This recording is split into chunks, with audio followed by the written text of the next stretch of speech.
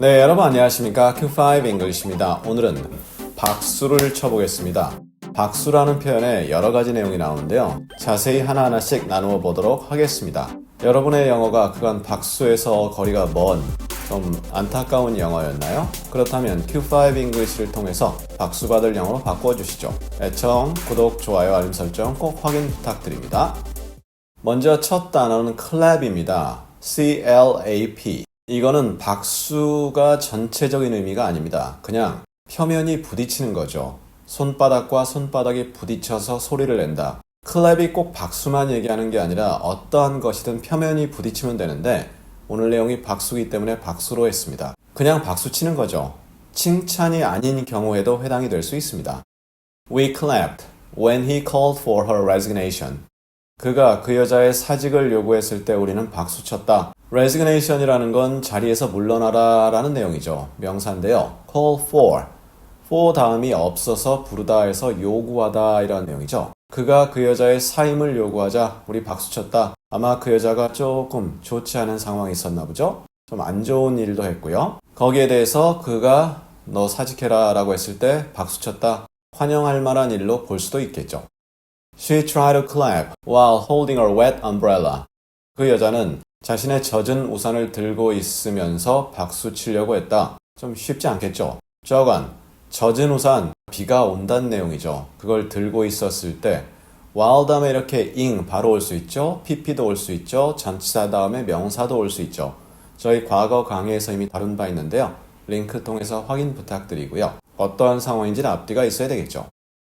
그 다음에는 applause 또는 동사로는 applaud 이렇게 가는데요. 이것은 어떤 사람을 인정하고 승인해준다는 개념으로서의 박수입니다. 칭송해주고 칭찬하는 개념인데요.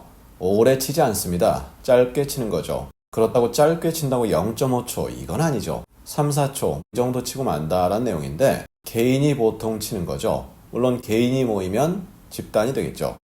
He was greeted with applause.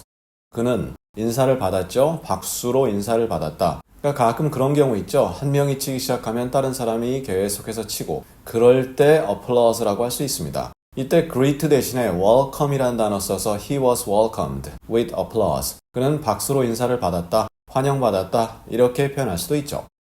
We applauded him for doing what's right. 우리는 그에게 박수를 보냈다 이거죠. 인정하고 칭송하는 거죠. 그가 옳은 일을 한 것에 대해서 for 하면 이유죠. 그것에 대해서 박수를 쳐줬다. 그런데 가끔 이 for라는 표현을 모를 수가 있거든요. 그러면 we applauded him. 그냥 박수 쳤다. 왜냐하면 because 쓰시면 돼요. 아니면 because 안 써도 됩니다. He was doing the right thing. 이런 식으로 해도 아무 상관없는 거죠. 따라서 전치사라든가 이런 것이 연결될 수 있으면 좋지만 연결이 안 되더라도 문장에선 얼마든지 문장을 이어나갈 수 있는 거죠.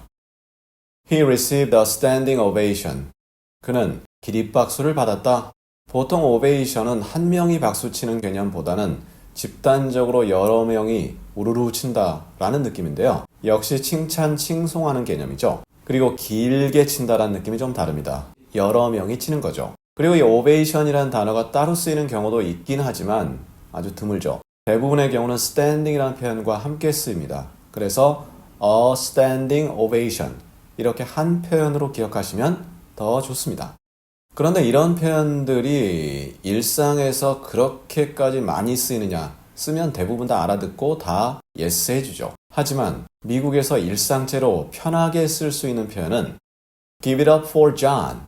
John에게 포기해라? give up은 포기하다지만 회화체로서 give it up 이십니다. give it up for John. 그러면 John을 위해서 박수 쳐주세요. 이 말은 예를 들어 토크쇼인데 John이라는 사람이 나옵니다. 그러니까 거기 진행자가 자, John입니다. 박수 쳐주세요. 이런 식으로 할 때 쓸 수 있고요. 굳이 박수 쳐주세요 라고 안 해도 사실은 박수 치는데 그렇다 하더라도 give it up for 누구? 그러면 누구를 위해서 박수 쳐달라. 가장 일상적이고 편하게 쓸 수 있는 내용입니다. 자, 이렇게 해서 오늘 박수 이렇게 해당되는 표현 4가지를 알아보았습니다. 크게 어렵진 않은데요. 약간의 격이 있는 부분 또 격이 없는 부분 이런 부분 구분해서 활용하시면 좋을 듯 하고요. 그럼 우리 다음 시간에는 think라는 표현 단순하잖아요. 생각하다. 그런데 그것이 여러 다른 의미와 합쳐져서 여러 다른 의미를 만들어냅니다. 다음 시간에 think의 의미 자세히 확인해 보도록 하겠습니다. 감사합니다.